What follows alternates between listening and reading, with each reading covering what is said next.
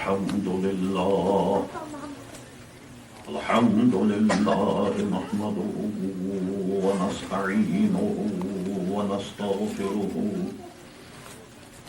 ونؤمن به ونتوكل عليه ونعوذ بالله من شرور أنفسنا ومن سيئات أعمالنا من يهده الله فلا مضل له ومن يضلله فلا هادي له ونشهد أن لا إله إلا الله وحده لا شريك له ونشهد أن سيدنا ومولانا محمدا عبده ورسوله أرسله بالحق بشيرا ونذيرا أما بعد فأعوذ بالله من الشيطان الرجيم بسم الله الرحمن الرحيم لقد جاءكم رسول من أنفسكم عزيز عليه ما عنتم حريص عليكم بالمؤمنين رؤوف رحيم صدق الله مولانا العظيم وصدق رسوله النبي الكريم إن الله وملائكته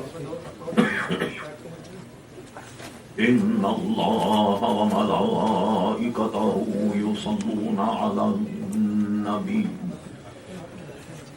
يا أيها الذين آمنوا صلوا عليه وسلموا تسليما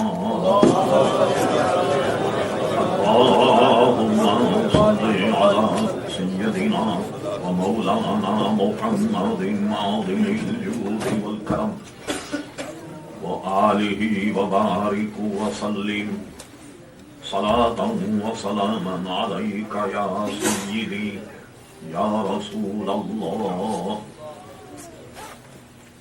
مختم محترم حضرت علامہ مولانا سید اولاد رسول شاہ صاحب قبلہ دامت برکاتہ العالیہ، مختم محترم حضرت مولانا عبدالرب صاحب قبلہ دامت برکاتہ العالیہ، قاری فیض رسول صاحب قبلہ و دیگر حضرات علماء کرام، لائق تکریم حاضرین مجلس، خواتین و حضرات، نہایت ہی مختصر حمد و صلات کے بعد اس فقیر فقیر نے آپ حضرات کے ساتھ قرآن مجید فرقان حمید کے بہت ہی معروف اور مشہور آیت مقدسہ تلاوت کرنے کا شرف حاصل کیا.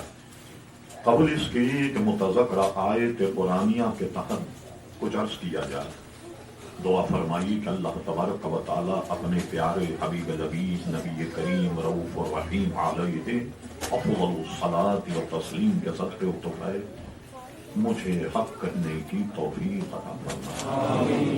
ہم تمام شرکا محفل کو اللہ تبارک و تعالی حق کو سن کر حق کو قبول کرنے کی اور اس پر عمل کرنے کی توفیق عطا فرمائے.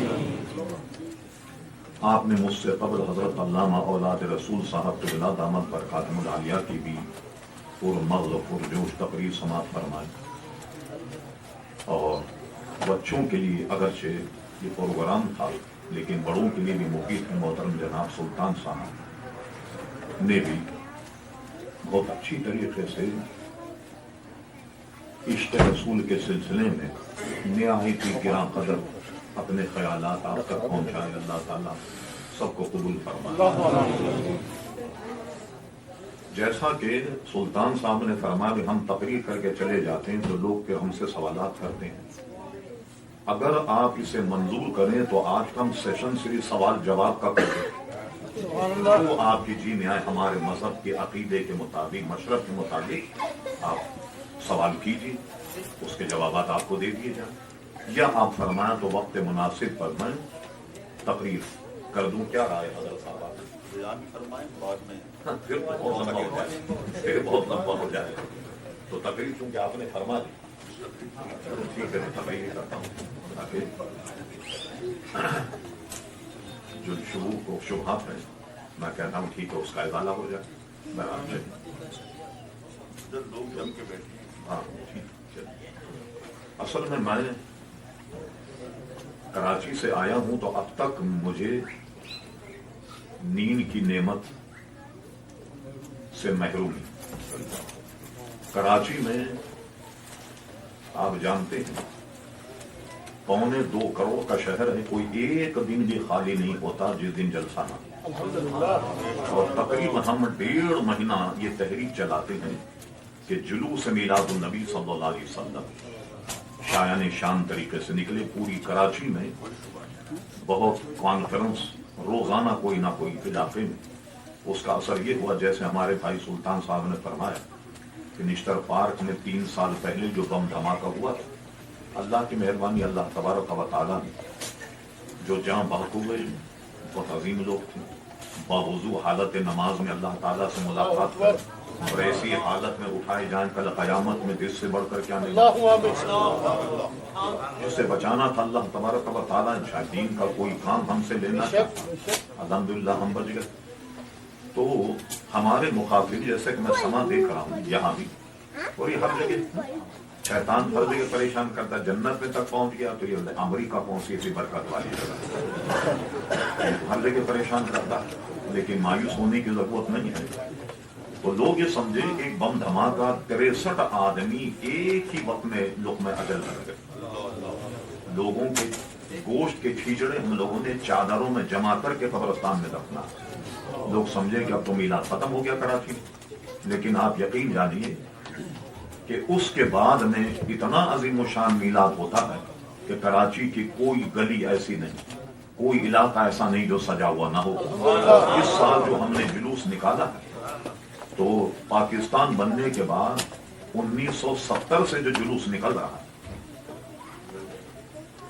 1970 سے جو جلوس نکل رہا ہے، اس دھماکے کے بعد میں اس آخری سال اتنا بڑا جلسہ اور جلوس ہے کہ پاکستان بننے سے اب تک نہیں نکلا۔ اس کی وجہ کیا ہے؟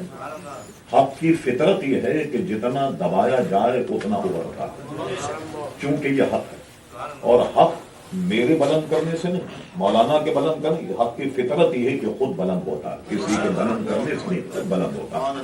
تو یہ الحمدللہ پاکستان کی تاریخ کا سب سے بڑا جلسہ اور جلوس جو نشتر پارک اور ہوا۔ آپ اس سے اندازہ لگائیے کہ اگر تمام جلوسوں کو جمع کیا جائے تو 10 لاکھ سے کم آدمی نہیں ہوتا، کہیں صبح کہیں دوپہر کہیں شام، تو عظیم الشان الحمدللہ۔ یہ تو اس سے جہاں بحق تو ہوئے لوگ، لیکن ہمارے مذہب کو اس معنی کا نقصان نہیں پہنچا کہ لوگ گھر سے باہر نہیں نکل رہے، ڈر گئے، بیٹھ گئے، ایسا الحمدللہ نہیں۔ اب آئیے، جب ایک سما چل رہا ہے کہ محفل میلاد اور اس سے متعلق اور اس پہ خرچ کرنے والے شیطان کے دوست وغیرہ وغیرہ، اب ہم ذرا اس تمام چیزوں کا جائزہ لیتے ہیں۔ کیا اس پر جو مال خرچ کیا جائے وہ ضائع ہو جاتا ہے؟ کیا ایسی محفل کا انعقاد یہ کہیں سے ثابت نہیں؟ ایسا کرنے والے لوگ کیا کوئی اجر و ثواب کے مستحق بھی ہیں یا نہیں؟ پہلے ہم آیت کا ترجمہ کریں گے اور اس کے بعد کسی ایک لفظ کو لے کر ہم انشاءاللہ گزارش کریں۔ ارشاد باری تعالیٰ ہوا، لقد جاءکم رسول، بتحقیق تمہارے پاس اللہ تبارک و تعالیٰ کی طرف سے ایک نہایت معظم مکرم رسول تشریف لے آئے، من انفسکم، یہ تم ہی میں سے عزیز علیہ ما عنتم، تمہارا کسی مشقت میں پڑنا ہمارے نبی علیہ الصلوۃ والسلام پر بڑا گرا، حریص علیکم، تمہاری بہت بہت بھلائی کے چاہنے والے، بالمؤمنین رؤوف رحیم، اور سارے جہاں کے مومنین کے لیے رؤوف اور رحیم بن کر آئے۔ یہ اس کا مرادی معنی ہے۔ اب ان لفظوں کی تھوڑی سی توجیہ اور پھر ایک عنوان پر ہم گفتگو کریں۔ ارشاد باری تعالیٰ لقد جاءکم رسول، یہ کیوں نہیں فرمایا کہ ہم نے ایک بندے کو بھیجا، 40 سال ان کی چلت پھرت کو دیکھا، اٹھک بیٹھک کو دیکھا، ان کے کلام کو دیکھا، چلنے پھرنے کو دیکھا، کھانے پینے کو دیکھا، پھر قدرت نے طے کیا کہ اگر یہ نبی بنا دیا جائے تو گاڑی چل جائے گی۔ ایسا نہیں، لقد جاءکم رسول، وہ آئے ایسی حالت میں کہ اللہ کے رسول، بعد میں نہیں بنائے گئے۔ آپ کہیں گے کیا کسی نے ایسا کہا ہے کہ یہ بعد میں بنائے گئے؟ یہ میں حوالہ دیتا ہوں، کسی کے پاس کتاب، میں تو مسافر ہوں، کتابیں تو میرے پاس نہیں، لیکن اگر کوئی صاحب کوئی شبہ پیدا کرے تو میں ان کو کتاب دکھا سکتا ہوں، بھیج سکتا ہوں وہاں سے۔ سطح آپ تو بہت انٹرنیٹ وغیرہ پر ایسے ذرائع ہیں کہ منگایا جا سکتا ہے۔ مودودی صاحب کو تو آپ جانتی ہوں گے، نام سنا ہوگا، انہوں نے حضور کی سیرت پر بڑی ضخیم کتاب لکھی۔ اس میں اس عنوان پر وہ کہتے ہیں کہ نبی کریم علیہ السلام کے تو وہم و گمان میں بھی نہیں تھا کہ میں نبی بننے والا، اور کہیں خدیجۃ الکبریٰ کو یہ پتا چل جاتا کہ میرے شوہر نبی بننے والے ہیں تو لوگوں سے نذرانے وصول کرتی، چڑھاوے چڑھنے لگ جاتے۔ اللہ اکبر، یہ بات انبیاء کے گویا شان میں چل رہی ہے، غور فرمائیے اب آپ۔ اس لیے ہم اس کو عرض کرتے ہیں وہ آئے ایسی حالت میں کہ اللہ کے رسول۔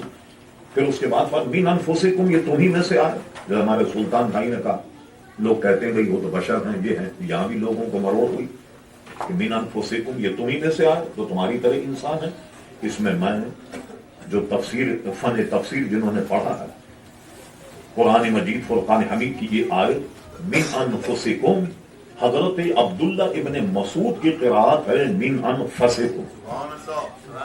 یہ جب من انفسکم، وہ جب من انفسکم پڑھا جائے جو قرآن مجید کی قرأت ہے اور جو حضرت عبداللہ ابن مسعود کی ہے، یہ فائدہ یہ دے گا کہ اس آب و گل میں رہنے والوں، من انفسکم یعنی تم میں جو نفیس ترین تھے وہ تمہارے پاس تشریف لائیں، جو سب سے زیادہ نفیس ترین وہ تمہارے پاس تشریف لائیں۔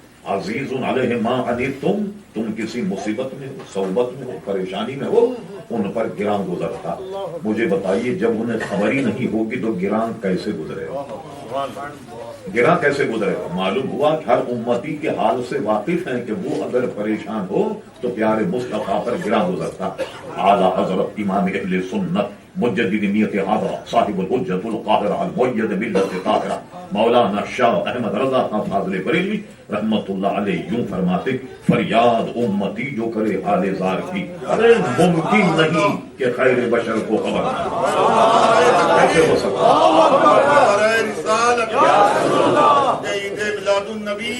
ممکن نہیں کہ خیر بشر کو خبر نہ ہو نہیں سکتا کہ پیارے مصطفیٰ صلی اللہ علیہ وسلم کو اس کی خبر نہ۔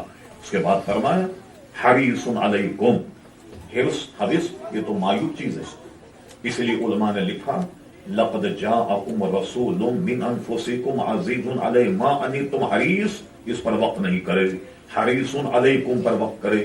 کیا معنی ہوا کہ وہ اپنے بھلائی کے چاہنے والے نہیں، حریص علیکم تمہاری بھلائی کے چاہنے والے، تمہارے بھلائی کے چاہنے والے۔ بالمؤمنین رؤوف رحیم، اور حضور سارے جہاں کے لیے رؤوف رحیم بن کر آج علامہ ابو الفضل قاضی عیاض رحمت اللہ علیہ فرماتے ہیں کہ جب سے انبیاء کرام علیہ الصلوۃ والسلام کا سلسلہ جاری ہوا، کسی نبی کو یہ دو وصف نہیں دیے گئے سوائے مصطفیٰ صلی اللہ علیہ وسلم۔ رؤوف اور رحیم یہ اللہ تبارک و تعالیٰ کے نام، اللہ تعالیٰ رؤوف اور رحیم بالذات، اور حضور علیہ السلام اللہ کی عطا سے رؤوف اور رحیم بھی ہیں۔ یہ اس آیت کے ایک مفہوم تھا جو میں نے عرض کیا۔ اب اس کے بعد آئیے لقد جاءکم رسول، بتحقیق تمہارے پاس نہایت شان عظمت والے ایک رسول تشریف لے آئے۔ اس آیت مقدسہ میں حضور کی آمد کا ذکر اور حضور علیہ السلام کے چند اوصاف حمیدہ، چند اوصاف جمیلہ اللہ تبارک و تعالیٰ نے ارشاد فرمایا۔ اب آئیے جب حضور علیہ الصلوۃ والسلام تشریف لائے، کیا اس دن کو منانا ناجائز ہے؟ یعنی صاحب آپ تو ایک دن مقرر کر لیا اور اس دن کو 11ویں دیکھو تھا، وہ 11ویں کو مناتے ہیں، 12ویں تو 12ویں کو دن مقرر کرنا جو ہے نا، یہ اصل میں منع دیجیے۔ صحیح ستہ میں حدیث موجود ہے کہ نبی کریم صلی اللہ علیہ وسلم ہجرت فرما کر مدینہ شریف جب گئے تو عاشورے کا دن آیا۔ صحابہ کرام علیہ رضوان نے عرض کی یا رسول اللہ صلی اللہ علیہ وسلم، یہاں کے یہودی یوم عاشورہ کو 10 محرم کو روزہ رکھتے، وہ کیوں روزہ رکھتے ہیں؟ اس لیے رکھتے ہیں کہ کہتے ہیں کہ اس دن اللہ تبارک و تعالیٰ نے موسیٰ علیہ السلام اور بنی اسرائیل کو فرعون کے ظلم اور ستم سے نجات دی، اس لیے وہ روزہ رکھتے ہیں، ان کا دن مناتے ہیں۔ حضرت فرماتا ہے بہت بڑے بدعتی ہیں، بتاؤ یہ دن مناتے ہیں وغیرہ وغیرہ۔ صحابہ سے فرما لو ہم اس بات کے مستحق ہیں کہ ہم یہ دن منائیں، یعنی موسیٰ علیہ السلام کا دن منانے کے ہم زیادہ مستحق، ورنہ تم بھی روزہ رکھتے۔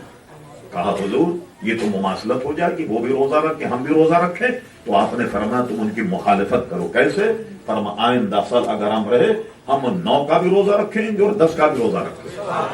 کیا مطلب ہوا کہ اگر دن منانا ناجائز ہوتا تو حضور علیہ السلام کبھی بھی ایسا نہیں فرماتے۔ اب آئیے میں آپ کو ایک آڑی ترچھی اردو میں سمجھاتا ہوں، آسان انداز میں، جو میری جیسی موٹی عقل والے کے بھی سمجھ میں آ جائے کہ صاحب دن منانا ناجائز۔ یہ بتائیے بچے کی شادی ہوتی ہے تو کوئی دن مقرر کرتے ہیں یا نہیں کرتے؟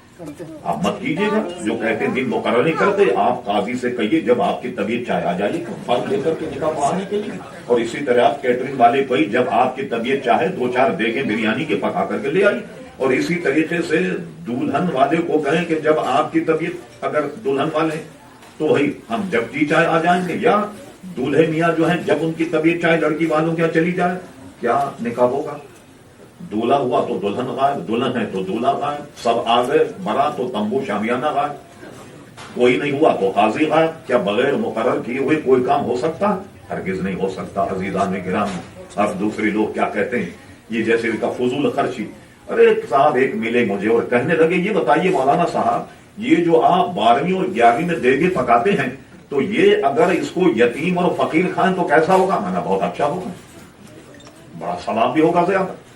تو جب انہوں نے دیکھا کہ میں نے ان کی ہاں میں ہاں بھری کہ بھی واقعی اگر یتیموں غریبوں کو کھلایا جائے بہت ثواب ہوگا، کہنے آپ کیوں نہیں کھلاتے ان کو؟ میں نے کہا اس کا جواب سنیے، اب آپ اپنے بیٹے کا ولیمہ کریں اور میں وہاں آن کر کے کہوں کہ یہ بتائیے جتنے ہٹے کٹے لوگ آئیں کھاتے پیتے اب ان کو ولیمہ کھلائیں، آپ ان کو بٹھائیے اور ایک آدمی آپ کا واس کرے کہ اے مسلمانوں ہم نے ایک عالم دین سے فتویٰ لیا، انہوں نے کہا تم لوگ تو ہٹے کٹے کماتے ہوئے لوگ ہو، تمہیں کیا ولیمہ کھلایا جائے؟ ہم یہ ساری دیگیں کسی یتیم خانے میں بھیج دیتے، کسی غریب کو بھیج دیتے، کو منگنی کی دعوت وہاں دے دیں۔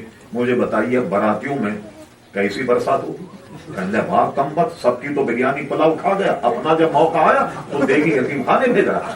تو آپ کو میلاد کو یتیم خانہ کیوں یاد آتا؟ آپ کو تو بیٹے کے ولیمے میں یتیم خانہ یاد آنا چاہیے، بیٹے کی منگنی کرے تو یتیم خانہ آپ کو یاد آنا چاہیے، اس وقت آپ کو یتیم خانہ یاد نہیں آتا۔ میلاد کی محفل ہو تو کہتے ہیں صاحب کہ جو ہے نا وہ کیا نام ہے اس کو یتیم خانے بھیج دیا جائے۔ اور ایک بات یہ بھی ہے، وہ یہ ہے کہتے ہیں کہ یہ دیکھیے خود ہی چندہ کر دے اور خود ہی کھا لیتے۔ ارے کمبو کیا تمہیں کھلائیں؟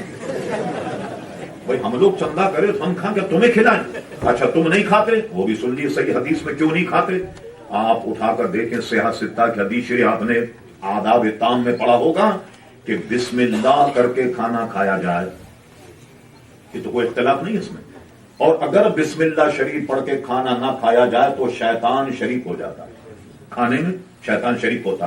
کیا مطلب ہوا کہ بسم اللہ الرحمن الرحیم پڑھ کر اگر کھانا کھائیں تو شیطان وہ کھانا نہیں کھا سکتا۔ کیا سمجھے آپ؟ جب بسم اللہ شریف پڑھنے سے کھانا شیطان نہیں کھا سکتا تو 4 قل پڑھنے میں کیسے کھائے گا؟ سورہ فاتحہ پڑھنے سے کیسے کھائے گا؟ سورہ بقرہ شریف پڑھنے سے کیسے کھائے گا؟ یہ بلا وجہ کے فاصلے ہیں۔ اب میں آپ کو اس کا فائدہ بتا دوں، بخاری شریف میں حدیث موجود اور یہ بارہ آپ نے سنی ہوگی۔ اسی سے پھر ہم دوسری طرف جاتے، حضور علیہ السلام پیدا ہوئے، یہ آپ نے سنا ہوگا۔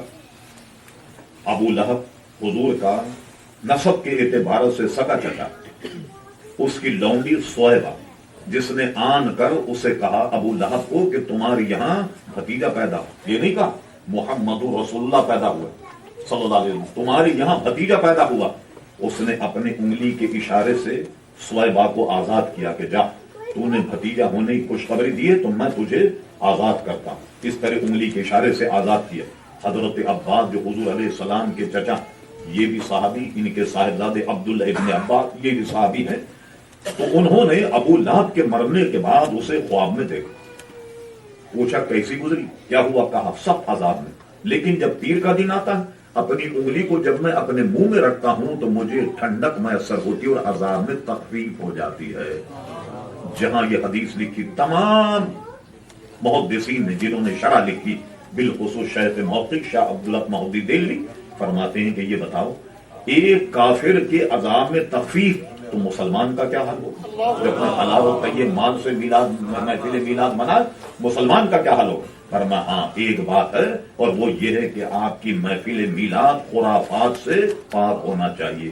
یہ نہیں جناب ڈھول تبلے بجرے ناچ گانا اور اس پہ محفل میلاد یا ایسی محفل میلاد کہ ہم بھی عزیزان گرامی قائل نہیں. اگر کوئی الزام لگا ہم اس سے بری الذمہ. ہمارے یہاں میلاد شریف میں ایسا نہیں ہو. فرماتے سوائے اس کے کہ جنت نعیم اس کا ثمر ہو اور کیا ہو سکتا کہ جو شخص اپنا حلال طیب مال خرچ کر کے محفل میلاد منا. اس پہ آپ غور کیجئے تو دیکھیے اس نے خوشی منائی تھی بھتیجے کی اور ہم خوشی مناتے محمد رسول اللہ صلی اللہ علیہ وسلم. تو اس کی خوشی ہماری خوشی میں کتنا فرق ہے. وہ تو بھتیجے کی خوشی منا, ہم تو رسول اللہ کی خوشی مناتے ہیں. اس کی خوشی ہماری خوشی میں بھی عزیزان گرام بے انتہا فرق ہے. ایک بات تو آپ نے یہ ملاحظہ فرمائی.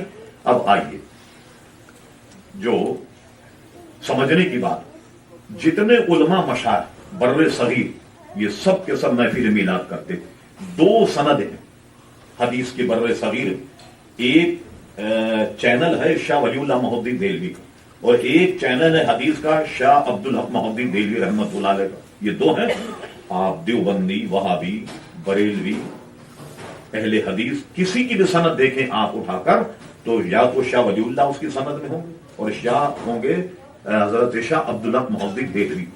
شاہ ولی اللہ صاحب کو سب مانتے. اب آئیے ذرا ان کا معمول دیکھتے ہیں کہ جن کی سند ہم لیے گھومتے ہیں. اگر ہماری سند میں کوئی مشرک آ جائے کوئی بدعتی آ جائے سند کا کیا حال ہوگا؟ حدیث تو بیان کرنے کے لائق بھی نہیں رہیں گے. سند تو ضعیف ہو گئی. وہ تو ہم ان کی سند میں ہماری سند میں ہے, ہماری تو سند غیر معتبر ہو گئی. اب آئیے ان کا حال کیا ہے. شاہ ولی اللہ محدودی دہلوی نے اپنی کتاب در السمین فی مبشرات نبی امین میں 40 بشارتوں پر یہ کتاب ان کی مشتمل ہے. اس میں وہ لکھتے ہیں اور انفاس العارفین میں بھی ہے کہ میرے والد بڑی پابندی کے ساتھ محفل میلاد مناتے. ایک مرتبہ 12 ربیع الاول کا جب موقع آیا تو والد صاحب کے پاس پیسے نہیں جیسے ہم ماشاءاللہ طعام اور جناب شیرنی وغیرہ کا اہتمام کرتے. تو کہا 12 ربیع الاول آ گئی تو والد صاحب نے جیب میں ہاتھ ڈالا تو چند ٹکے نکلے. اس زمانے میں ٹکوں میں بھی کچھ نہ کچھ آ جاتا, اتنی مہنگائی کا دور نہیں. انہوں نے چنے منگا لی اور چنے منگانے کے بعد محفل میلاد ہوئی اور میلاد ہونے کے بعد وہ چنے حاضرین میں تقسیم کر دیے گئے. اب شاہ ولی اللہ محدودی دہلوی جنہیں اہل حدیث بھی مانتے دیوبندی حضرات بھی مانتے وہ فرماتے میں نے اپنے والد سے سنا کہ اسی رات انہیں حضور علیہ الصلوۃ والسلام کی زیارت اور وہی چنوں کی ڈھیری حضور کی بارگاہ میں ہے اور آپ اس پر خوشی اور مسرت کا اظہار کر رہے. ایک مطلب تو یہ ہوا کہ جناب میلاد منانے کے لیے کوئی ہزاروں لاکھوں روپے کی ضرورت نہیں, جو میسر ہو. ذکر رسول ہے اصل میں, اصل تو محفل میلاد. جب ذکر رسول ہو اور حاضرین میں اگر چنے بھی تقسیم کر دیے جائیں تو بارگاہ مصطفیٰ وہ ہے کہ جہاں خلوص کے ساتھ میں چنے بھی قبول ہو جاتے ہیں. شاہ ولی اللہ محدودی دہلوی بیان کرتے ہیں اپنے والد ماجد کا قصہ اور دو ان کی مستند کتاب موجود ہے. انفاس العارفین میں موجود ہے اور در سمین میں بھی عزیزان گرامی معلوم ہوا کہ یہ جو ہماری سند کے لوگ ہیں ان میں بھی محفل میلاد رائے. اب آئیے شاہ عبدالحق محدودی دہلوی انہوں نے کتاب لکھی ما ثبت من السنہ. 12 مہینوں کی فضیلت, وہ ربیع الاول شریف کے مہینے پر فضیلت میں پورا چیپٹر ان کا ایک پورا اس میں وہ لکھتے ہیں کہ شب قدر حضور کو دی گئی, شب معراج حضور کو دی گئی, شب برات حضور کو دی گئی, جمعہ حضور کو دیا گیا, عیدین حضور کو دیے گئے. یہ تو سب حضور کو دیا گیا. اور شب میلاد مصطفیٰ وہ ہے کہ جس میں حضور علیہ الصلوۃ والسلام تولد ہوئے اور تشریف لائے. فرماتے میں عبدالحق محدودی دہلوی کہتا ہوں کہ میرے نزدیک شب میلاد مصطفیٰ شب قدر سے بھی افضل ہے.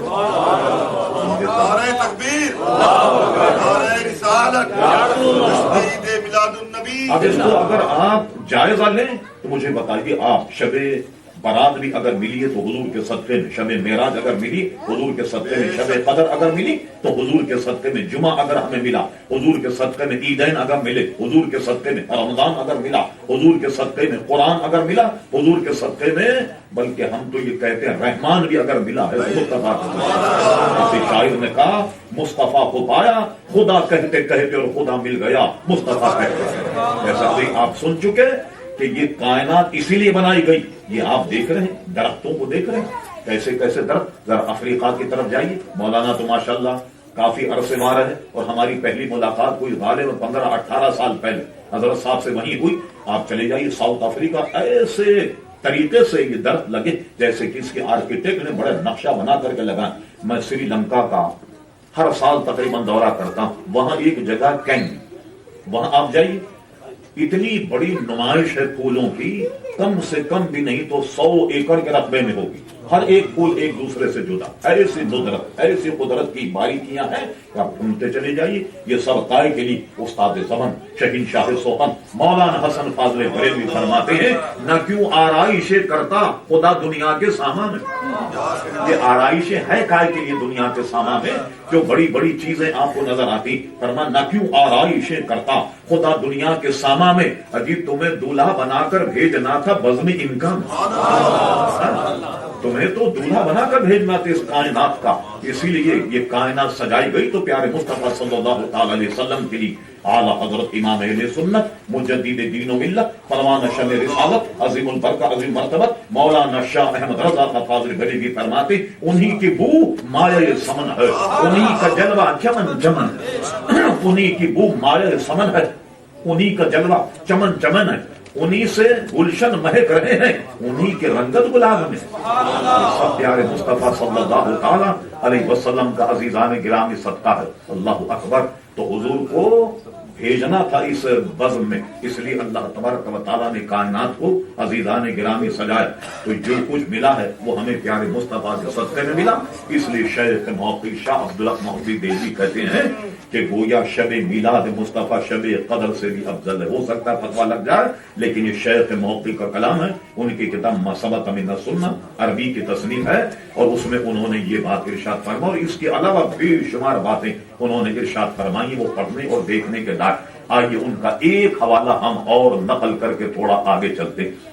ایک ان کی کتاب ہے اخبار الاخیار، فارسی میں تصنیف، جن بزرگ سے ان کی ملاقات ہوئی یا کسی کے مزار پر گئے یا جن کے واقعات ملے، ایک ضخیم کتاب شیخ موقف نے لکھی۔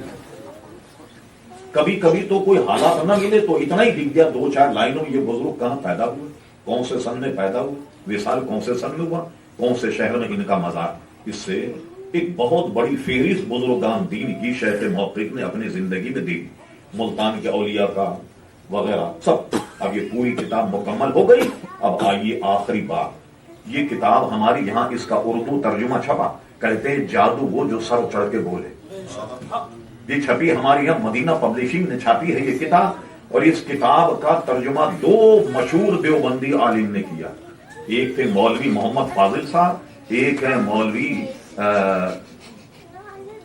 ابھی نام یاد آ جائے گا عاشق الہی بلند شہری، یہ دونوں نے ترجمہ کیا۔ کراچی سے جو چھپی اس کا صفحہ نمبر 624 ملاحظہ فرمائیے۔ شیخ محقق نے اپنے بارے میں کچھ عرض کیا، میں کیا ہوں، میرے والد کا نام سیف الدین، ہم بر صغیر میں کیسے آئے، بخارا سے ہم نقل مکانی کر کے یہاں آئے، میرے طالب علمی کا دور یہ تھا، میں سبق یاد کرنے میں کبھی کبھی چراغ جلتا، یہ لائٹیں تو تھی نہیں، کئی مرتبہ ایسا ہوا کہ جھک کر کتاب کا مطالعہ کرتے کرتے میرے بالوں میں آگ لگ گئی، میں نے کیا پڑھا، کیسے پڑھا، سب اپنے حالات لکھتے ہیں۔ مجدد الفسانی سے میری ملاقات ہوئی، کیا کیا معاملات ہوئے، ان کا سن وصال ہے 1052 ہجری، یعنی کوئی 100 سال کے بھی نہیں، 1052 ہجری کا ان کا وصال۔ تو وہ سارے واقعات لکھ کر کے کہتے ہیں اے اللہ، شاہ عبدالحق کے پاس تو کوئی ایسی چیز ہی نہیں جو تیرے دربار میں پیش کرنے کے لائق یعنی کہ سامان مغفرت کوئی، حالانکہ ان کا علمی کام مولانا سے پوچھئے، بر صغیر میں جب مسلمانوں کی زبان فارسی تو فارسی میں کوئی سیرت پر کتاب نہیں تھی، ہندوستان سب سے پہلی تصنیف فارسی میں سیرت پر شیخ موقع شاہ عبدالحق محمودی دہلوی کے مدارج النبوت 2 بڑی ضخیم جلدوں میں عزیزان کرام۔ اس کے علاوہ فارسی میں کوئی شرح کسی حدیث شریف کی نہیں ملتی، شاہ عبدالحق مہودی دہلوی رحمۃ اللہ علیہ نے مشکاہ شریف کی شرح فارسی میں، حالانکہ مشکاہ شریف تو جماہی امام شافعی کے مذہب پر ہوئی، لیکن امام اعظم ابو حنیفہ رضی اللہ عنہ کے مذہب کو مانو رکھتے ہوئے فارسی زبان میں جناب مشکاہ شریف کی شرح بھی شیخ محقق نے کی، اور ایسی کئی کتابوں کو مصنف ہیں، کوئی ضائع ہو گئی، کچھ نوادرات جو ہیں وہ لائبریریوں میں رکھے ہوئے ہیں، جیسے لمعہ وہ بھی ایک مشکاہ شریف کی شرح ہے لیکن پوری چھپ نہیں سکی۔ ایک آدمی جب کوئی کتاب لکھتا ہے تو سوچتا ہے کہ اس سے میرا مغفرت کا سامان ہوگا، بہت اچھی بات ہے، ایسا نہیں کہ نا کوئی حدیث کی شریف کی شرح لکھے تو لکھنے کا ایک معنی یہ ہوتا ہے کہ بارگاہ رسالت میں قبول ہو جائے تو ہماری شفاعت کا باعث بن جائے۔ شیخ محقق یہ بھی کہہ سکتے تھے کہ اللہ میں تیرے دربار میں مشکاہ شریف کی شرح پیش کرتا ہوں، میں تیرے دربار میں سیرت النبی پر جو کتاب لکھی میں اسے پیش کرتا ہوں، لیکن ان کا عجز ان کے ساری کہتے ہیں اے اللہ کوئی بھی چیز عبدالحق کے پاس ایسی نہیں جو تیرے دربار میں پیش کرنے کے لائق سمجھوں، مگر ہاں ایک چیز میرے پاس ہے وہ جو یقیناً تیری بارگاہ میں قبول ہوگی، اور وہ کیا ہے؟ کیا ہے؟ کتابوں کا کسی کا نام نہیں لیا، کہتے ہیں وہ ایک بات جو تیرے دربار میں قبول ہوگی وہ یہ ہے کہ محفل میلاد کے وقت میں کھڑے ہو کر سلام پڑھتا ہوں، محفل میلاد کے وقت میں کھڑے ہو کر کے سلام پڑھتا ہوں۔ اب مجھے بتائیے شیخ محقق اگر ان سے سند ملے تو ان کا ایمان تو یہ، ان کا عقیدہ تو یہ کہ وہ تو اپنی ساری ضخیم کتابوں کو چھوڑ کر فخر کس پر کرتے ہیں؟ اس پر کرتے ہیں کہ اللہ تعالیٰ میں محفل میلاد میں کھڑے ہو کر صلاۃ و سلام پڑھتا ہوں، اور اس کے بعد کہتے ہیں وہ کیا جگہ ہے محفل میلاد کے علاوہ کہیں اور برکتوں کا نزول ہوتا؟ کیا مطلب ہوا کہ جہاں محفل میلاد ہو وہ سب سے زیادہ برکتوں کے مستحق جگہ، سب سے زیادہ برکتیں عزیزان گرامی نازل ہوتی، اور یہ تو پیارے مصطفیٰ صلی اللہ علیہ وسلم ذکر ہے صالحین کے ذکر سے گناہ معاف ہوتے ہیں، تو یہ تو پیارے مصطفیٰ صلی اللہ علیہ وسلم ہے، ان کا ذکر جو ہے وہ کس طریقے سے بے فائدے ہوگا عزیزان گرامی۔ حضور علیہ السلام کا ذکر کسی شاعر نے کہا نا کہ ذکر حبیب کم نہیں وصل حبیب سے، سمجھ گئے؟ جب حضور کا ذکر کرو تو یہ بھی دیدار مصطفیٰ سے کم نہیں ہے کہ حضور کی سیرت یہ ہے، حضور کا چہرہ یہ تھا، حضور کا کردار یہ تھا، یہ بھی دیدار پاک مصطفیٰ صلی اللہ تعالی علیہ وسلم کے مترادف ہے کہ جب حضور کی سیرت کو بیان کیا جائے، حضور کے پیدائش کو بیان کیا جائے وغیرہ وغیرہ، غرض یہ کہ حضور صلی اللہ تعالی علیہ وسلم کا محفل میلاد ان ثمرات کا حامل عزیزان گرامی اگر اس کو سمجھا جائے تو اس میں یہ برکتیں ہیں، اور جو بڑے بڑے بزرگان دین جو ہیں وہ اس کو انجام دیتے۔ شیخ محقق نے یہ بھی تحریر فرمایا کہ زمانے قدیم سے رواج چلا رہا کہ مکہ مکرمہ میں جہاں نبی کریم علیہ السلام کی جائے پیدائش ہے تمام لوگ اس کو گھیر لیتے، چاروں طرف، اور خوب محفل میلاد ہوتا، خوب لوگ صدقہ و خیرات کرتے، زمانے قدیم سے چلا آ رہا۔ اور یہ بات بھی کہی اور یہ بھی سن لیں کہ یہ 12 ہی تاریخ کو ہوتا، لوگ اس میں شبہ پیدا کرتے ہیں سارا 12 تاریخ کو تو حضور کا وصال بھی، تو 12 تاریخ کو تو حضور پیدائش بھی ہے، تو آپ تو وصال کے دن حضور علیہ السلام کا دن مناتے۔ اچھا ہم ایسا کر لیتے ایک دن تم مناؤ ایک ہم منائیں، چلو کوئی اس طریقے سے کوئی معاملہ کر لیا جائے۔ اللہ اکبر، کہتے ہیں صاحب یہ تو وصال بھی اسی دن ہے، ولادت اسی دن، تو یہ زمانے قدیم سے چلا آ رہا 12 ربیع الاول کہ جس میں لوگ جائے پیدائش پیارے مصطفیٰ صلی اللہ علیہ وسلم مکہ مکرمہ میں اس کے گرد جمع ہو کر محفل میلاد منایا کرتے تھے۔ یہ سینکڑوں برس سے چلا اور وہ دن پیر کا دن تھا جس میں ولادت ہوئی، لیکن یہ 12 تاریخ کو مناتے، اس لیے پتہ لگتا ہے تھرو پراپر چینل یہ بات چلی آ رہی ہے کہ حضور علیہ السلام کی ولادت جو ہے وہ 12 تاریخ کو ہوئی، اس لیے 12 تاریخ کو ہم اور آپ جو ہیں وہ عزیزان گرامی محفل میلاد جو ہیں وہ مناتے۔ اب آئیے یہ جو فرمان لقد جاءکم رسول، جیسا پہلے میں نے آپ سے عرض کیا وہ آئے ایسی حالت میں کہ اللہ کے رسول ہیں، اور جب وہ آئے ہم اور آپ کیا شکریہ ادا کریں جو حضور نے ہم پر کرم فرمایا۔ وہ ایک الگ عنوان، کبھی انشاءاللہ اسے عنوان بنا کر ہم گفتگو کریں۔ جب حضور علیہ السلام تشریف لائے، ہر بچہ جب پیدا ہوتا روتا ہوا پیدا ہوتا، آپ ڈاکٹروں سے پوچھیے جہاں زچگی کے کیس ہوتے ہیں، بچہ اگر نہ روئے سارا روم حرکت میں آ جاتا ہے کہ شاید لگتا ہے بچہ نارمل نہیں ہے، معمول کے مطابق نہیں ہے، بچہ رو نہیں رہا، کچھ ہلاتے ہیں اس کو جلاتے ہیں، بچہ رونے لگ جائے، جب روئے تو اس بات کی علامت ہے کہ بچہ کی پیدائش جو ہے وہ صحیح ہے، اگر نہ روئے سارے ڈاکٹر پریشان ہو جاتے۔ اور مشکاہ شریف میں حدیث ہے بچہ روتا کیوں؟ جب اس کی پیدائش، بچے کے رونے کا سبب یہ ہے کہ اسے شیطان چھوتا ہے، شیطان کے چھونے کے اثر سے بچہ روتا ہے، اور پہلا کام بچے کا یہ ہوتا ہے کہ وہ روئے، اور یہ اس کی علامت بھی ہوتا ہے کہ صحیح پیدا ہوا، روتا ہے شیطان کے اثر سے۔ حضور علیہ السلام روتے ہوئے پیدا نہیں، روتے ہوئے پیدا نہیں، شیطان کیسے چھو سکتا ہے حضور علیہ السلام؟ بعض احمقوں نے یہ بھی کہا کہ شیطان کے مکر و قید سے انبیاء کرام علیہ السلام بھی جو ہیں وہ محفوظ نہ رہے، یہ کہا لوگوں نے اس بات، لیکن اہل سنت جماعت کا عقیدہ یہ ہے اعلان نبوت سے پہلے ساری زندگی اس میں ان سے کوئی خطا سرزد نہیں ہوتی، اور اعلان نبوت کے بعد بھی وہ معصوم ہے، ان سے کوئی خطا سرزد نہیں ہوتی۔ اہل سنت و جماعت کا مذہب، اور اکابر علماء نے عزیزان گرامی یہی لکھا ہے۔ اور تفصیل اگر جاننا چاہیں علامہ قاضی ایاز رحمۃ اللہ علیہ کتاب الشفا، اور تفصیل جاننا چاہیں علامہ شاہر الدین خفاجی کی شرح پڑھی، اور تفصیل جاننا چاہیے تو اہل سنت کے بہت بڑے عالم دین حضرت علامہ مولانا ملا علی قاری رحمۃ اللہ علیہ کی شرح ملاحظہ فرمائی شفا شریف کی، سب آپ کو مل جائے گا۔ حضور کی طرف کسی بھی عیب کی نسبت کرنا جو ہے وہ عزیزان گرامی منع۔ اچھا، پھر ہوا یہ کہ میں تفصیل سے نہیں عرض کرتا، ایک مرتبہ حضور علیہ الصلوۃ والسلام کے صحابی حضرت ابو ہریرہ زکوٰۃ کے مال پر ان کو پہرے دار بنایا، شیطان آ گیا چرانے کے لیے۔ جب آیا تو ابو ہریرہ رضی اللہ عنہ اس کو پکڑ لی، پکڑنے کے بعد کہا میں تجھے حضور کے دربار میں لے چلوں گا۔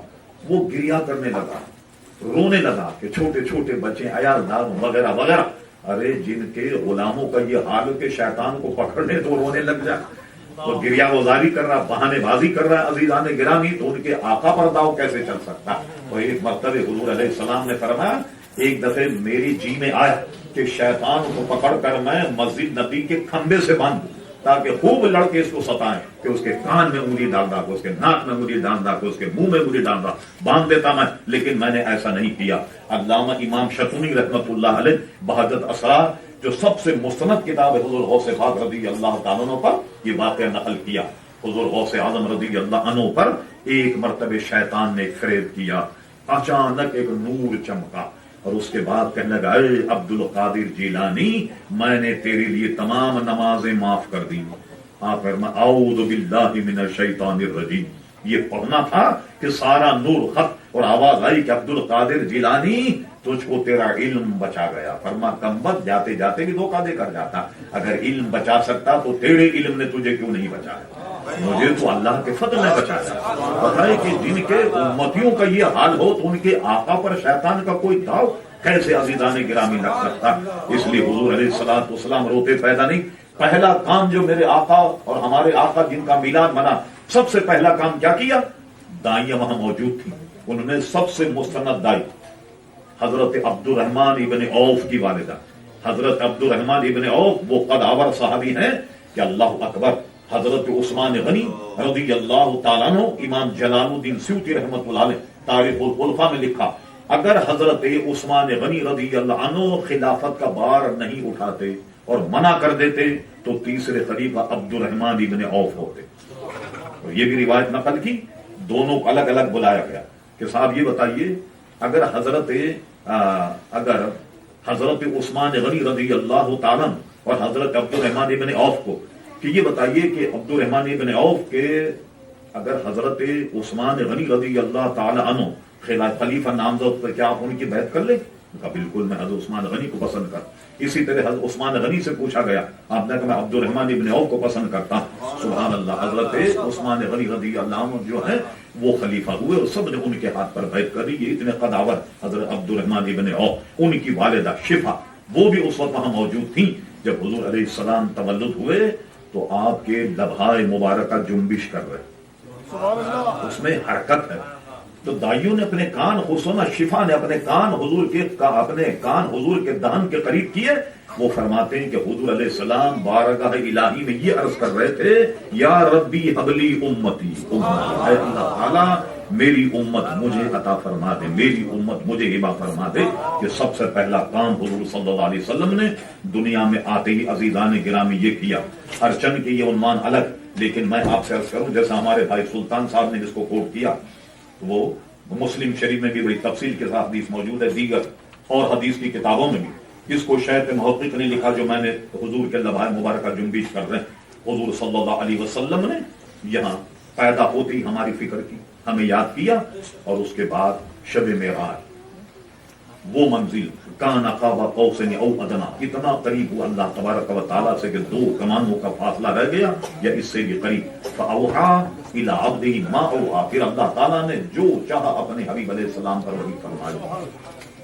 وحی کا جو فرمائی وہ تو کوئی جان ہی نہیں سکتا کہ کیا کلام ہوا، کیا خفیہ باتیں تھیں، کیا کیا اپنے حبیب علیہ السلام سے اللہ تبارک و تعالیٰ نے کلام فرمایا، یہ تو کوئی جان ہی نہیں سکتا. عزیزان کرام، مشکاہ شریف میں ایک حدیث ہے کہ حضور علیہ السلام ایک دن کچھ تاخیر سے تشریف لا. شرح میں یہ لکھا ہے کہ شاید یہ معراج النبی کی شب ہے کہ آپ کچھ تاخیر سے تشریف لائے. تو وہ کہا رب نے مجھ سے رات میں یہ پوچھا کہ فرشتے کس بات میں نظر کرتے. میں نے کہا اللہ تعالیٰ تو بہتر جانتا. پھر اللہ تعالیٰ نے میرے دونوں شانوں کے بیچ میں اپنا دست قدرت رکھا تو جو کچھ کائنات میں تھا مجھ پر روشن ہو، جو کچھ کائنات مجھ پر روشن ہو. پھر راوی کہتے ہیں حضور نے یہ فرمایا کہ اللہ نے دست قدرت میری پشت پر رکھا تو جو کائنات مجھ پر روشن ہو گیا. پھر حضور نے یہ آیت تلاوت کی، سبحان اللہ، پورا مفہوم سمجھ میں آ گیا. کہا پھر حضور نے یہ آیت تلاوت کے وقت ذالک نور ابراہیم ملکوت السماوات والارض، اسی طرح ہم نے ابراہیم علیہ السلام کو ملکوت السماوات والارض کا مشاہدہ کرایا تھا. سمجھے؟ تو ساری چیزیں روشن حضور علیہ السلام پر ہو گئی. اور کیا کیا بتایا گیا امام اہل سنت کی زبان سے سنیے کہ کیا کیا منکشف ہوا اور کیا ہوا. کون بتا جس سے؟ فرماتے نہ عرش بری، نہ لوح مبین، نہ روح امی. اجی کوئی بھی کہیں نہ عرش بری، نہ لوح مبین، نہ روح امی، کوئی بھی کہیں اجی خبر ہی نہیں جو رمز کھلی ازل کی نہا تمہاری. کوئی بتا ہی نہیں پائے، کوئی نہیں جان پائے گا کہ کون کون سے رموز حضور علیہ السلام پر اللہ تبارک و تعالیٰ نے منکشف فرمائے. ہاں کچھ باتوں کا تذکرہ ہمیں کتابوں میں ملتا ہے. وہ یہ ہے کہ فرمایا السلام علیکہ ایھا النبی ورحمۃ اللہ وبرکاتہ. حضور علیہ السلام رحمت اور برکت نازل فرمائی. تو دیکھیے ہر چند کے اللہ تبارک و تعالیٰ کے تجلیات میں مشغول ہیں، دیدار باری تعالیٰ کر رہے. جیسے حضرت عبداللہ ابن عباس کی حدیث ہے کہ حضور علیہ السلام نے شب معراج 2 مرتبہ اللہ کا دیدار کیا. ایک مرتبہ پیشانی کی آنکھوں سے اور ایک مرتبہ دل کی آنکھوں سے. اور اس پر ملا علی قاری نے حاشیہ لگایا، سبحان اللہ، فرماتے ہیں کہ دل کی آنکھوں کا کیا مطلب ہوا؟ فرمایا بات یہ کہ جیسے اللہ تعالیٰ نے آنکھ میں صلاحیت دی کہ دیکھ رہا ہے، اس وقت اللہ تعالیٰ نے یہ صلاحیت دل کو عطا فرما دی کہ دل کی آنکھوں سے دیکھنے کا مطلب خالی عرف میں نہیں جیسے ہم کہتے ہیں دل کی آنکھوں سے دیکھ، بلکہ دل میں وہ آنکھ عطا فرما دی جس سے اللہ تبارک و تعالیٰ کا دیدار حضور صلی اللہ تعالیٰ علیہ وسلم نے کیا. جب آدمی کو اپنی محبوب کوئی چیز مل جائے، آدمی کی فطرت بہت ساری باتیں بھول جاتا. دیدار باری تعالیٰ سے بڑھ کر کوئی نعمت عزیزان کرام نہیں ہو سکتی. لیکن جب رب کریم نے فرمایا السلام علیکہ ایھا النبی ورحمۃ اللہ وبرکاتہ، یہ حضور کا کرم ہے کہ وعلی عباد اللہ الصالحین کہہ کے پیارے مصطفیٰ نے ہمیں بھی یاد کیا کہ مولا یہ تیرا سلام، یہ تیری سلامتی، یہ تیری برکت، یہ نعمتیں جو ہیں مالک کریم میرے ان لوگوں پر بھی ہوں جو صالحین نیک ہیں، جو میرے دامن سے وابستہ. بتائیے باری تعالیٰ سے ہم کلام ہوتے ہوئے ہمیں نہ بھولنا، یہ حضور علیہ السلام کی کتنی بڑی نعمت. یہ سب محفل بیلا کی برکت ہیں یا نہیں؟ سبحان اللہ. ایک مرتبہ میں یہیں ہیوسٹن کی بات کر رہا ہوں، کسی نے ایسی محفل مولانا شعر پڑھ دیا، وہ اعلیٰ حضرت پہ سلام کا. غوث اعظم پر ایک صاحب ملے مسجد کے باہر، کہنے لگے صاحب یہ چلو حضور تک تو سلام ٹھیک ہے، یہ تو غوث اعظم پر بھی سلام پڑھ رہے ہیں، اعلیٰ حضرت بھی سلام پڑھ رہے ہیں. مطلب کہ اس میں ایک سلام ایسا معاملہ ہے کہ پتہ نہیں کیا ہے، گولی یا بم کا کام کرتا ہے، بنا وجہ کے لوگ پریشان. میں اجلت میں تھا، دیر بھی بہت ہو گئی، میں نے اپنا فون نمبر ان کو دیا. میں نے کہا بھی تقریباً گھنٹہ سوا گھنٹے کا میرا راستہ ہے، تو آپ ایسا کریں کہ 10 منٹ کے بعد جب میں روڈ پہ چڑھ جاؤں پھر آپ مجھے فون کروائیں. ان کا فون آ گیا، کہنے آپ بتائیے صاحب اعلیٰ حضرت پہ بھی سلام پڑھ رہے ہیں، غوث اعظم بھی سلام پڑھ رہے ہیں. میں نے کہا اچھا یہ بتائیے یہ سلام لوگ نماز میں پڑھ رہے تھے یا بیرون نماز پڑھ رہے تھے؟ کہنے لگے بھائی وہ جو آپ کے یہاں محفل آپ کے تقریر کے بعد انہوں نے سلام پڑھا. میں نے کہا ذرا اتحیات سنائیے، آپ تو دیندار آدمی لگتے ہیں. انہوں نے پڑھا اتحیات للہ والصلوات والطیبات السلام علیکہ ایھا النبی ورحمۃ اللہ وبرکاتہ السلام علینا وعلی عباد اللہ الصالحین. میں نے کہا آپ تو سارے بزرگوں پر سلام پڑھ چکے نماز کی حالت، تمام صالحین پر آپ نے سلام پڑھ لیا نماز کی حالت میں، تو میں تو بیرون نماز اس پہ سلام پڑھنے میں کیا حرج ہے؟ حالت نماز میں سلام پڑھنے میں حرج نہیں ہے۔ وعلی عباد اللہ الصالحین، جو حضور کے غلام ہیں صالحین، ان پر بھی سلامتی اور ان پر رحمتیں، ان پہ برکتیں ہوں۔ تو سبحان اللہ، پھر وہ چپ ہو گئے۔ اچھا جی، اب بات سمجھ میں آ گئی، میں لگتا کوئی سمجھدار آدمی تھے، بات ان کی سمجھ میں آ گئی۔ بہت سے لوگوں کے تو ابھی تک عزیزان گرامی سمجھ میں نہیں آئی۔ اچھا، ہم نے ایک مرتبہ یہاں بھرپور انداز میں سلام ہی پر گفتگو کی۔ اب لیجئے قرآن مجید فرقان کی چند آیتیں آپ کے سامنے ہم رکھتے، یہ دیکھیے، اللہ تبارک و تعالی، ہم اور آپ، اللہ تبارک و تعالی اپنے نیک بندوں پر سلام بھیج رہا۔ ارشاد باری تعالیٰ ہوا، سلام علی نوح فی العالمین، تمام عالم نوح علیہ السلام پر سلام۔ سلام علی موسیٰ و ہارون، موسیٰ اور ہارون پر سلام ہو۔ یہ دیکھیے قرآن مجید فرقان، اللہ تبارک و تعالیٰ اپنے جو انبیاء ہیں نیک بندے، ان پر اللہ تبارک و تعالیٰ سلام۔ سلام علی الیاسی، ان پر بھی سلام۔ اب کئے نبی آئے، کئے رسول آئے، کتنے پر سلام بھیجیں گے آپ؟ معاملہ تو گڑبڑ ہو جائے۔ رب کریم نے فرمایا چلو میں تمہیں مختصر طریقہ بتاتا ہوں، وسلام علی المرسلین، سارے مرسلین پر سلام۔ اللہ تبارک و تعالیٰ کی سلامتی، سبحان اللہ۔ ایک دوسرے سے ملتے ہیں تو سلام کرتے ہیں، تو گویا حضور علیہ السلام کے بعد ان پر سلام پڑھنے میں لوگوں کلام۔ آئیے، سارے دیوبندی حضرات جو درود اور سلام کو منع کرتے ہیں، ان کے پیر و مرشد حاجی امداد اللہ مہاجر مکی صاحب، ان کی کتاب ملاحظہ فرم فیصلہ ہفت مسئلہ ملاحظہ فرمائی۔ وہ کہتے ہیں کہ لوگ محفل میلاد کو منع کرتے ہیں، فقیر کا مشرب یہ کہ ہر سال اپنے گھر پہ منعقد کرتا ہے۔ لوگ کھڑے ہو کر سلام پڑھنے کو منع کرتے ہیں، فقیر کو قیام میں بڑا لطف آتا ہے۔ جب قیام کر کے سلام پڑھا جائے تو فقیر کو بڑا لطف آتا ہے۔ یہ سارے بڑے بڑے لوگ آپ یہی کرتے رہے کیا؟ بلکہ ہمارا تجربہ کراچی کا یہ ہے کہ یہ لوگ سب یہ کرتے ہیں، 5 سال تک پتہ ہی نہیں لگتا کہ کون سی جماعت کا ہے، 10 سال تک پتہ نہیں لگتا کہ یہ کیا ہے۔ اور درود شریف سلام سب پڑھیں گے، اور پڑھنے کے بعد میں پھر پیٹ میں سے پیر نکال کر کوئی شروع ہو جائیں گے، دیکھو یہ ذرا صحیح نہیں، یہ صحیح نہیں، یہ صحیح نہیں۔ اعلان وہابیت 15 سال کے بعد کرتے، 20 سال کے بعد عزیزان گرامی کرتے، پھر دیتے ہیں دھوکہ بازی کا کھلا۔ اقبال کہتا ہے، لباس خضر میں یہاں سینکڑوں رہزن بھی پھرتے ہیں، اگر کوئی خواہش ہے تو پر کچھ پہچان پیدا کر، یعنی پہچان پیدا کریں گے جس سے آپ سمجھ جائیں۔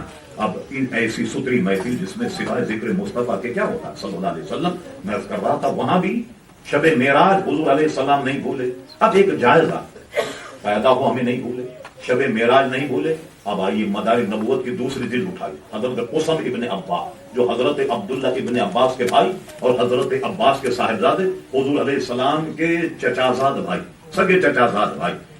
آپ نے دیکھا ہوگا کہ قبر میں جب میت کو اتارا جاتا ہے تو ایک آدمی قبر میں اترتا ہے، کمر کا بند کھولتا ہے، چہرہ مکشوف کرتا ہے تاکہ جو عزیز اقربا ہیں وہ آخری دیدار کر لیں۔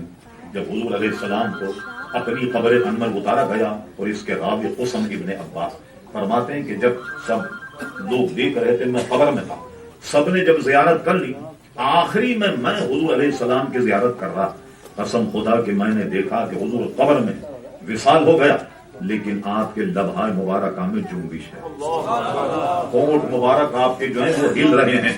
تو میں نے سوچا حضور کا تو وصال ہو گیا اور ہونٹ مبارک ہل رہے ہیں، میں نے سوچا کہ اپنے کان حضور کے دہن حضور کے منہ پر رکھ دوں، یہ تو دیکھوں کیا فرمایا۔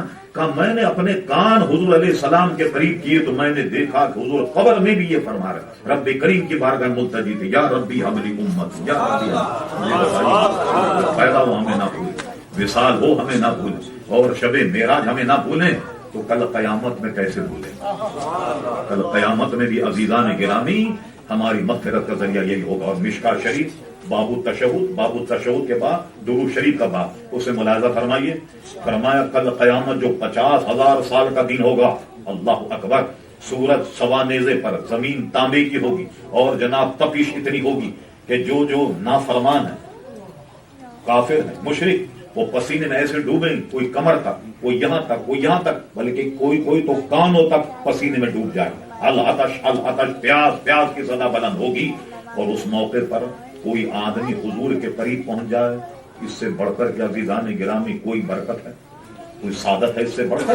فرما سنو، कल क़यामत में मेरे करीब वो होगा जो मुझ पर सबसे ज्यादा दुरूद पढ़ने वाला होगा। जो सबसे ज्यादा दुरूद पढ़ने वाला होगा कल क़यामत में वो मुझसे ज्यादा करीब होगा। और इसको अगर आप दुनियावी अंदाज में समझें तो इससे और लुत्फ आएगा। कोई आदमी, मैं समझाने के लिए कहता हूं आपको मिसालें, कोई आदमी वजीर आला से मिले, सुबह अखबार में फोटो छप जाए कि वजीर आला के बराबर में बैठा हुआ, तो कम से कम 1 दर्जन अखबार खरीद कर बगल में दबाए घूमेगा, भाई आज अखबार देखा है? क्या हुआ? देखा ही नहीं तुम? ये देखो वजीर आला के बराबर में मैं बैठा हुआ, देखा तुम? बाद वजीर आला ऐसे कि जिनको अभी तक पुलिस तलाश कर रही हमारे पाकिस्तान। ये ओहदे बड़े गैर मुस्तकम किस्म के होते हैं। तो कहा कि भाई देखो वजीर आला के बराबर बैठा, वो कोई वजीर आजम से मिल रहे, वो तो मेराज समझता। अगर तुमने देखा नहीं आज अखबार, देखो वजीर आजम के बराबर में बैठा। अरे ये दुनियावी ओहदेदारों के बराबर चला जाए आदमी तो फूला नहीं समाता, और जो प्यारे मुस्तफा के करीब पर वो भी कहा यौम हशर, कयामत के दिन जो हुजूर अलैहिस्सलाम के करीब होगा। कितनी बड़ी अजीज़ान गिरामी सादत। तो ये कौन होगा? फरमा जो सबसे ज्यादा मुझ पर दुरूद शरीफ पढ़ने वाला है वो कल कयामत में सबसे ज्यादा मेरे करीब होगा। इसलिए अहले सुन्नत जमात का मसलक ये है कि हमारे यहाँ गमी हो तो महफिल मिलाद, कोई खुशी हो तो महफिल मिलाद। गम में क्यों होता?